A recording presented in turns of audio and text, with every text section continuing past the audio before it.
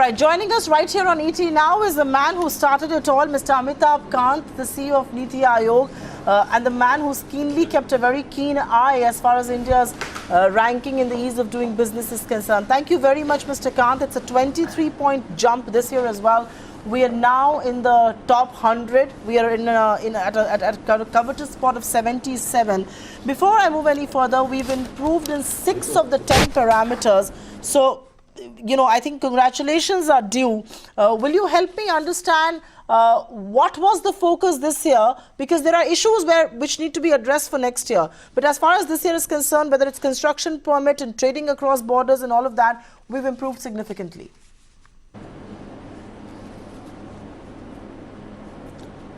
So Supriya, this is a major achievement, you know, all departments of the government led by DIPP need to be appreciated, and I think the government of Maharashtra and Delhi also need to be congratulated for this achievement. I think the key thing is that you know, it's very difficult to improve in a country of India's size and complexity.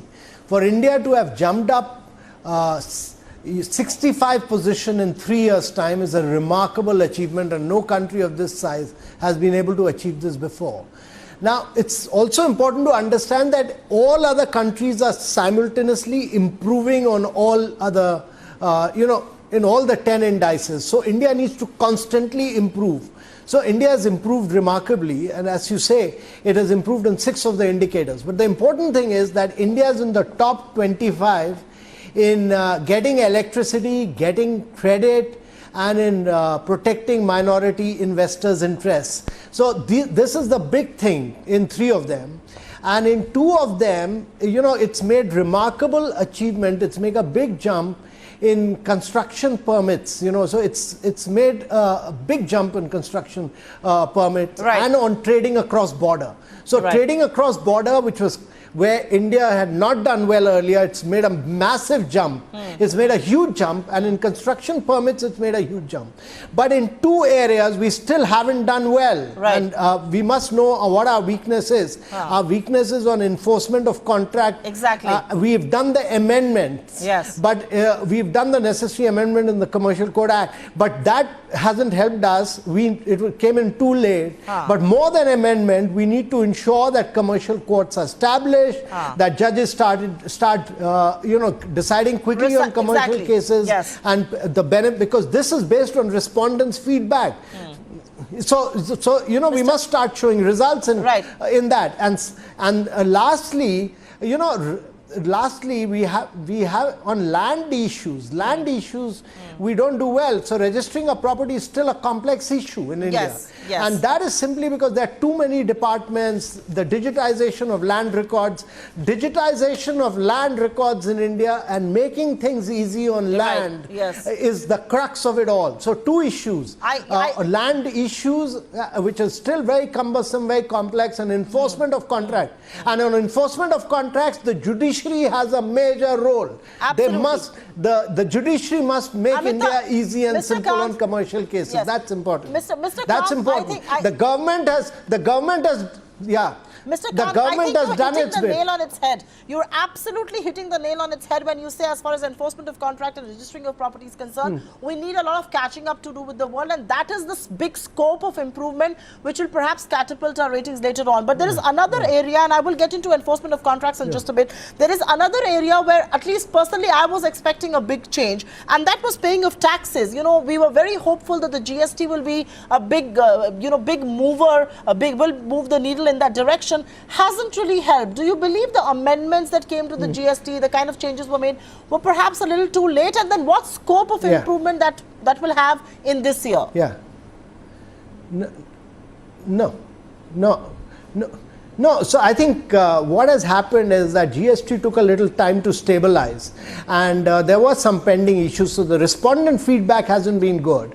But we will see, you know, because we've done the structural reforms, all the, you know, and when you bring in a major structural reform like GST, it takes a while, and there were teething issues, let's admit that.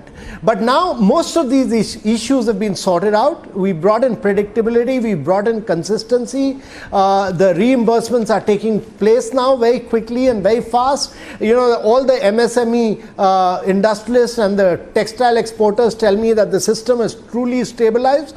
So I think, I'm very hopeful that next year India will be in the top 50, and we should really now go whole hog that in the next 3 years we should target to be in the top 25. It is doable. What India has demonstrated by this jump of 65 positions is that when we put our mind, heart and soul, it is possible to achieve it. And now from 77 we must begin our work tomorrow, and in the next 3 years get into the top 25. It's doable. Enforcement of contract is doable. Registering a property is doable. And on the tax issue, we are almost there. So we should aim for another 30 position jump next year and another 25 position jump the year after, and break into the top 25. Mr. Kant, you almost seem to be roaring like all the lions behind you, and I'm not surprised why. We're in the top 80. We've made that cut, and which is why I think there is every reason for that euphoria.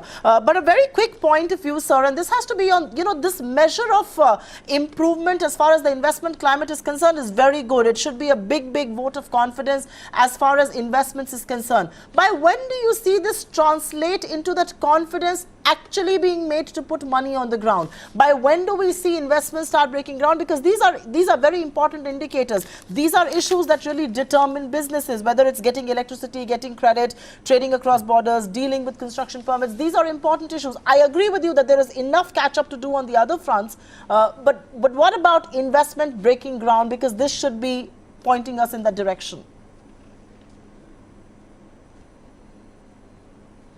No, so Supriya, I think one thing is that when you add this huge improvement with our vast domestic demand and the fact that India is growing at 8.2%, investment is happening. We've got a lot of FDI investment. The challenge was, how do we make the domestic investment rise? And what is happening now is that we've almost reached the peak of that cycle where existing capacities have almost been filled up, and many of the companies now are making fresh investments. So you will see a huge amount of fresh investments in the year to come in across sectors. Across sector, you will see new investments taking place. Fair point. A very quick question, sir, also on resolving insolvency. I know we did see a big jump in this because we implemented the IBC Act last year, but we still have to see resolution. What is going to be the scope of jumping on that count? Because we are now seeing the big ticket resolution, the big ticket deals happen in that space.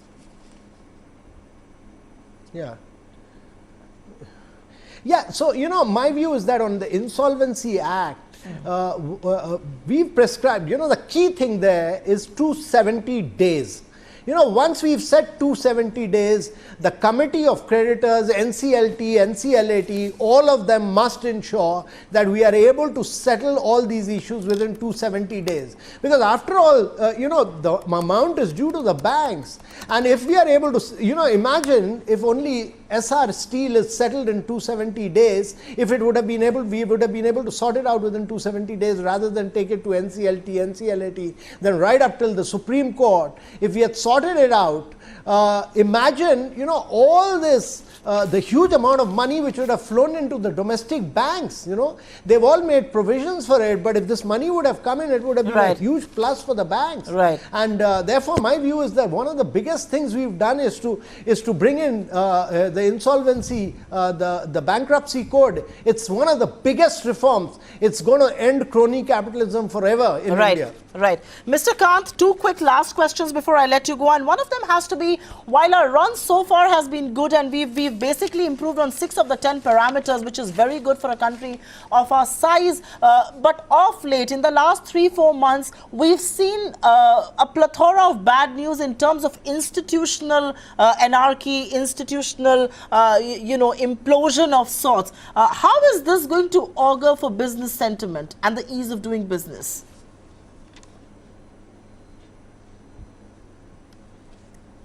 No, Supriya, I don't think we need to worry about this. The government believes in professionalism. The government believes in giving autonomy.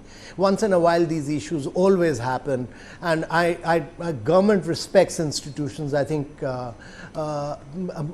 this is not an issue to be worried about. This is an issue for a couple of days. And in the long run, all this will be settled and sorted out. There has to be discussions, debates amongst institutions, and I think the government believes in professionalism and institution building. So, Mr. Kant, a final word from you. It's not top 50 that you're eyeing right now, it's top 25, I would say.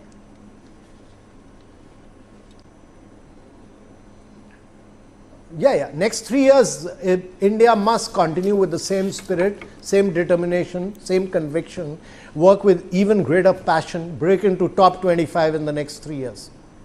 And that shall it's doable. It's very much doable. Okay. On that note of confidence, thank you very much, Mr. Amitabh Kant, for sparing time and speaking to us right here on ET. Now, this is a big day as far as India is concerned. We are in the top 80 from a rank of about 140 to about 4 years back. We've come a long way. We will, of course, now have to see how things move from here on. But like Mr. Amitabh Kant says there, it's doable to be breaking into the top 25 club as well.